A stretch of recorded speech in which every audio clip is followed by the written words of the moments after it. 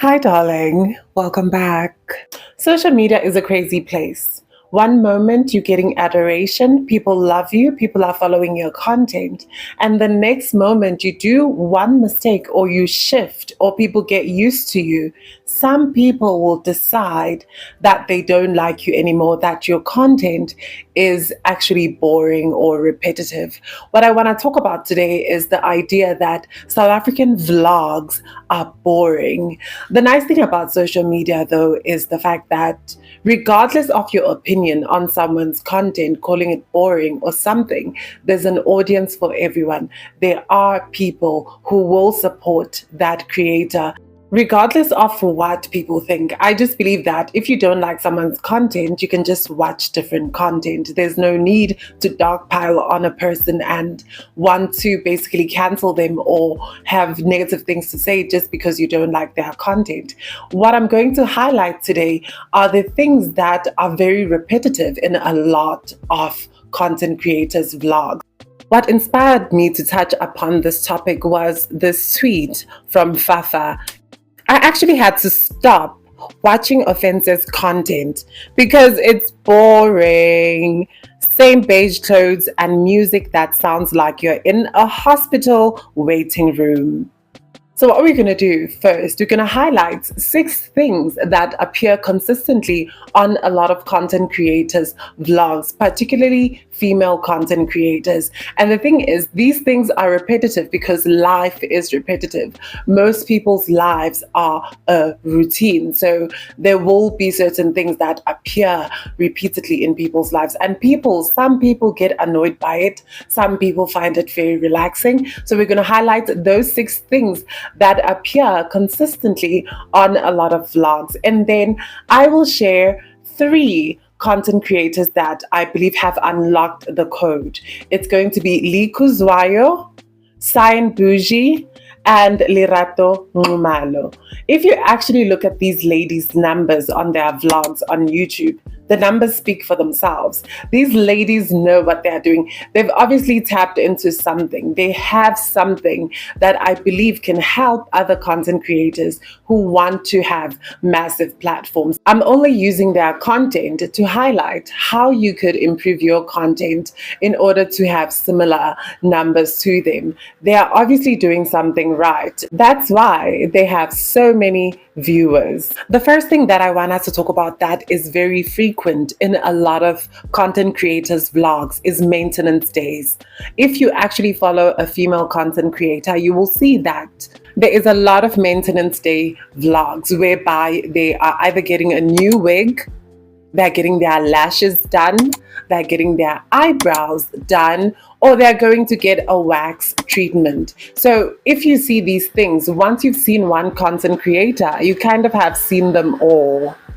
The other thing that I've noticed is repetitive that I see a lot on a lot of vlogs is grocery shopping. You will see a content creator showing off her grocery cart, walking into the aisle. You see them walking, and then they unpack their groceries as soon as they get home. Most vlogs will incorporate some form of grocery shopping because that is a part of their daily routine. The other thing that I've noticed you will see with a lot of content creators who do vlogs, when they're eating at a restaurant, you will see them vlog their food. They'll take a picture of their food. Maybe they might show the name of the restaurant.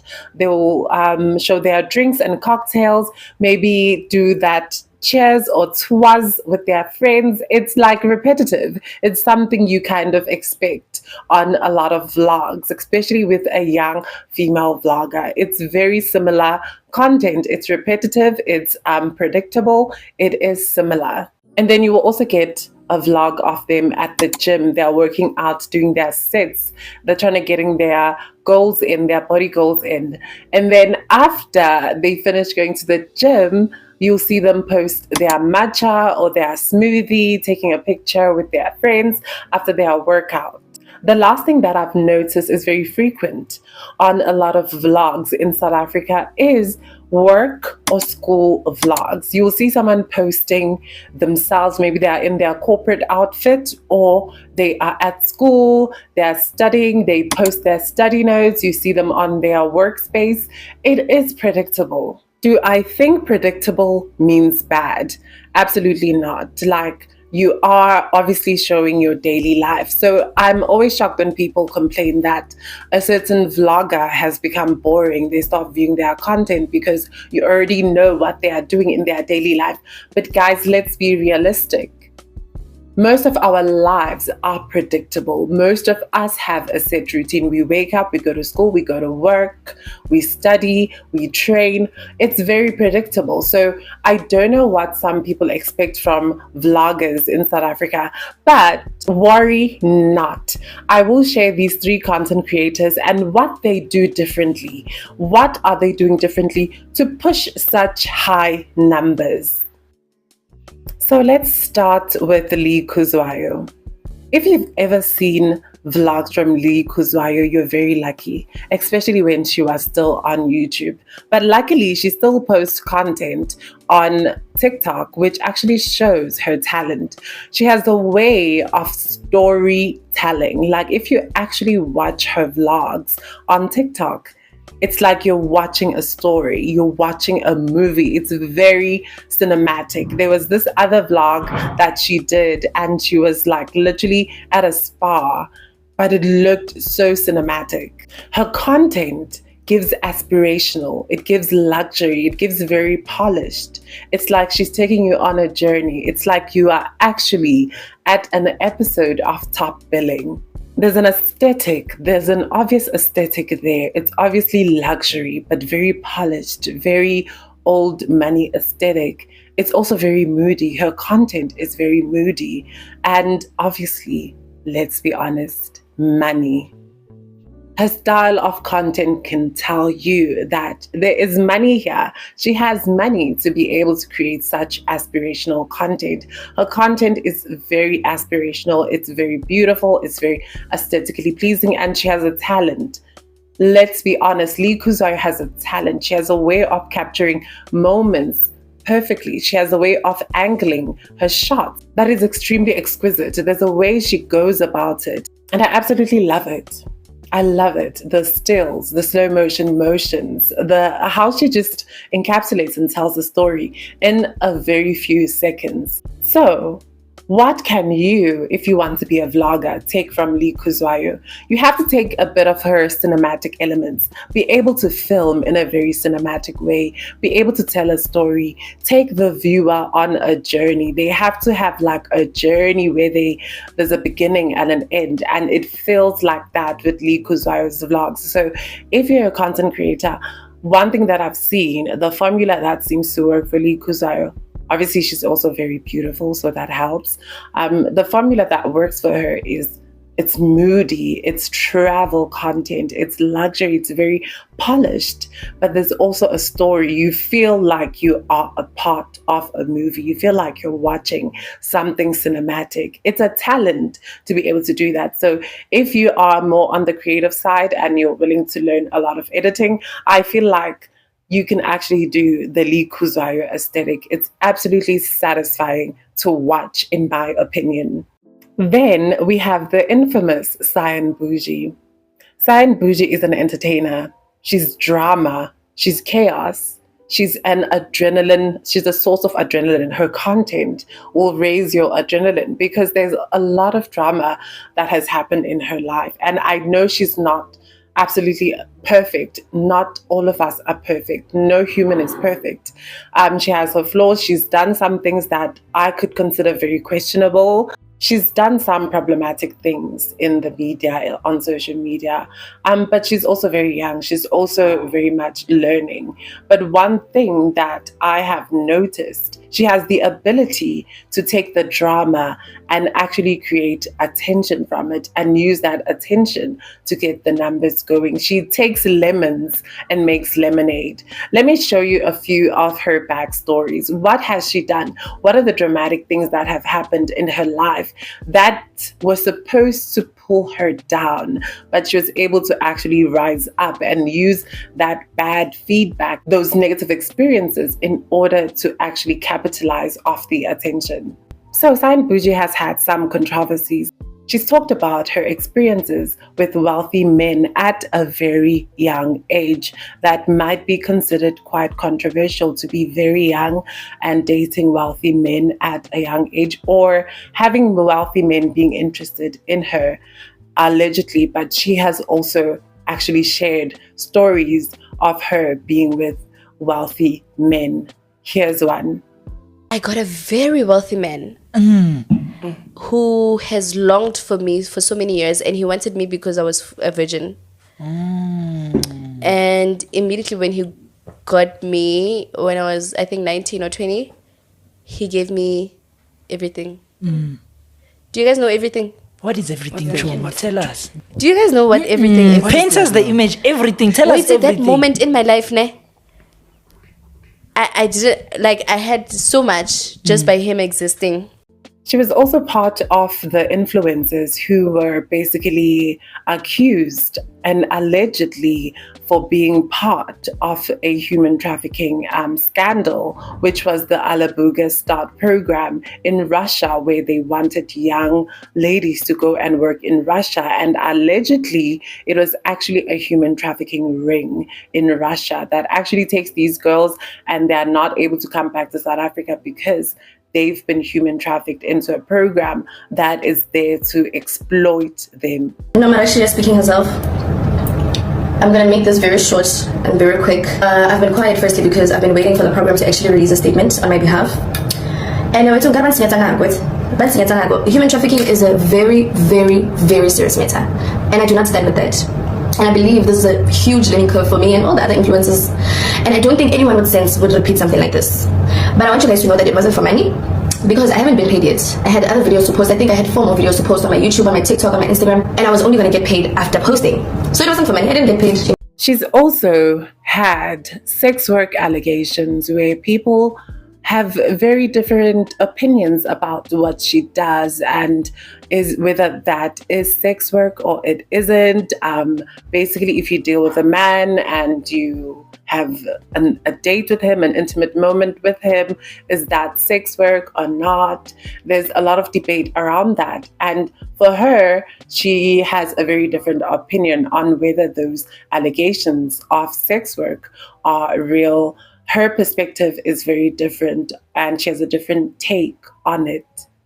I actually just want to make it clear that a lot of people actually think this is like prostitution and this is like, no, but it's actually knowing your value, because it can happen that I'll go to a guy to get smashed and I'll come back home with so much, but they would come back hungry, desperate, having so much anger. And I feel like I have things to do. I have gas to pay, honey, my wig. Yes, do you know darling. how much this is? You know? So I really want to always go with someone that understands that. That's why That can maintain me, because the noise, they probably doing all the noise because they don't know the experience, or they can't get to that level where they can demand certain things from men. But when I come to the table just the way I am, and I am the table, and you're going to give me what you want. You're going to give me what I want.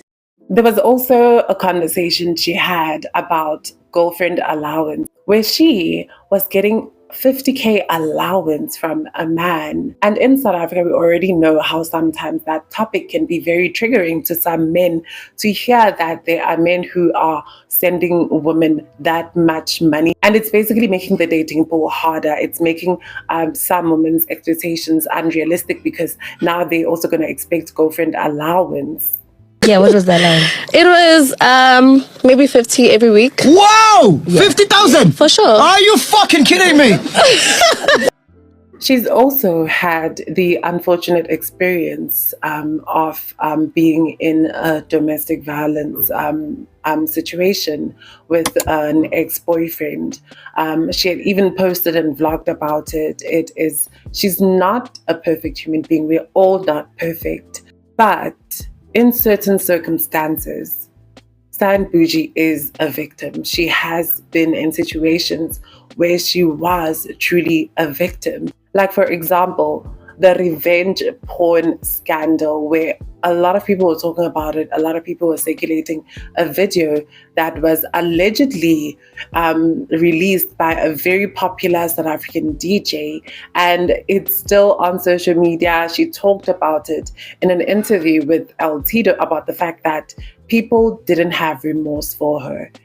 I salute her for the fact that to go through that, having your sex tape released, having someone release revenge porn on you, of you naked on the internet without your consent. Some people commit suicide from that. Some people end their lives from such controversies. And she was able to actually be strong from that experience. She was able to move forward. At such a young age, she was able to gather the strength and move forward, even for such a very criminal offense. Like, releasing revenge porn is actually very criminal in South Africa. It's actually a crime. People don't know that. To actually release someone's sexual explicit video without their consent. And we also have to consider her age at the time. Is there anything, like, do you feel you fully address the situation? I feel like I fully addressed the situation, but I just want to add some bit of emotion in the picture. Yeah. You know, I feel like I am who I am because of every pain and every scene I've been through. I've always been a villain in every situation. I'm going to make an example with what? Let me see, because there's a lot. Mm-hmm. Prince KB situation. That was revenge porn. I was a victim, okay? I needed the community to come together and stand against me. I mean, stand For you. For me, sorry. Yeah. You see, I'm used to it. You see, stand against me. I'm so used to it. Okay, yeah. But, you know, like, with that situation, I just had people, like, throwing things at me while I was performing, asking if I shaved. You know, Women for Change didn't stand up for me, but they would stand for everybody else. And I think I've run out of emotion because nobody really had remorse for me in any situation, you know? And I didn't see the necessity to really explain myself consistently in situations because I already know. I already know maybe it's a personal agenda, maybe it's something people have always wanted to do to try and bring me down, you know? And I feel like I want to give myself credit for the strength, though, because there is so much I go through. There is absolutely a lot of things I go through. You've went through so much for a 24-year-old, actually. I just turned 24. The last point about Cyan Boujee is the fact that she works in nightlife. As she works in nightlife, groove will never get old in South Africa. People love groove. People spend lots of money at groove. She's a huge entertainer. I know someone's going to be like, what do you mean? What can we learn from Cyan Boujee? I think there is something to learn from her because she has the ability to take a bad situation and actually make it good. She's able to capitalize off the bad attention. She's able to move forward. That takes a lot of strength. It takes a lot of strength to be hated, to be bullied, to be ridiculed by the internet at times and still show up confidently as she does. So what could you learn from Cyan Boujee and put into your content strategy? One thing you can do, if you are willing, have a bit of drama, have a bit of entertainment, have a bit of chaos. Another thing, personality. She has personality. She's very interesting to listen to her talk. Her stories, her experiences are very chaotic, very dramatic. They could cause you to have an adrenaline rush. Her stories are full of drama. It's like watching a soapy. There's always chaos sometimes. There's some controversy around her. And if you're willing to do that, safely, of course, you have to use drama, you have to use entertainment, you have to use chaos in order to make your vlogs interesting, in order to build an audience or a cult following like she has. It's very hypnotizing to watch dramatic content. Humans love drama. I don't know why. They love seeing things that sometimes could be considered very controversial. And we see it. We see it in how human beings, whenever there's a car crash, you guys want to see, people want to look at the car crash, knowing how traumatic it is to see a car crash, but human beings are still willing to watch and see what happened because we have curiosity. We have this need to look at other people's lives. We have a need to escape. We have a need for entertainment. And chaotic YouTubers, chaotic influencers who have a lot of dramas in their lives are able to use that in order to build a huge following. So use drama to your advantage if you're willing to take the risk. The last person is Lerato Nxumalo. Lerato Nxumalo already had a following, and she got that following from being an actress. So that's a key point here. She was an actress. She is an actress. So if you already have a huge reach through television, you have visibility, you have fans, you have people who love your work. And then she is in an interracial relationship. She even got married recently. And that in itself has people's eyes looking at her because it looks very aspirational. It looks very different. Her life looks almost like a dream come true. Like a fantasy, like some people want the idea of just finding Prince Charming and getting married. Obviously, we don't know the relationship. We don't know the intricacies of their relationship. But from the optics of just looking at her relationship, it looks like a dream come true. It looks like she's in a very financially secure place. Her vlogs have a very peaceful mood to them. They have a very aspirational, they have a very relaxing mood to them. And for some people, that is nice to watch, to unwind. And she also has a very funny personality. She has a very interesting personality. When you actually watch her, you're like, okay, this girl is actually very funny. She's very entertaining. She's very beautiful. Her travel vlogs are aspirational. Some people want to have that life. It's nice to watch a young lady living your dream. It's almost like you live vicariously through her. Her life seems almost perfect. Obviously, we don't know everything, but those elements, her fame, her beauty, her interracial relationship, her travel vlogs, the wealth. So one thing that I feel has boosted her reach first was her fame. She was already an actress, so that already created a following that she could actually capitalize on. And then she's also very funny. She has a great personality. She has a certain vlogging style that is very unique to her in South Africa. It's very peaceful. It's very jazz music. It's very rich. It's very aspirational. It's very relaxing.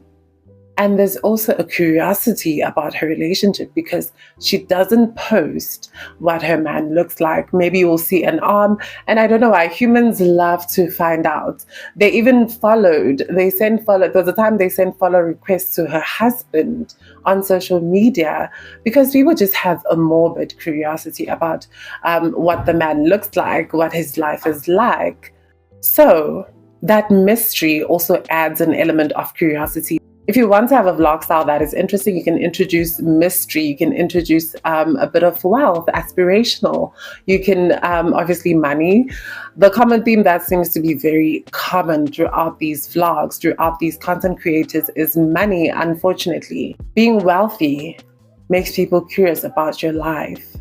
We might not know what is in all these ladies' bank accounts, but from the outside looking in, it looks like they all have money.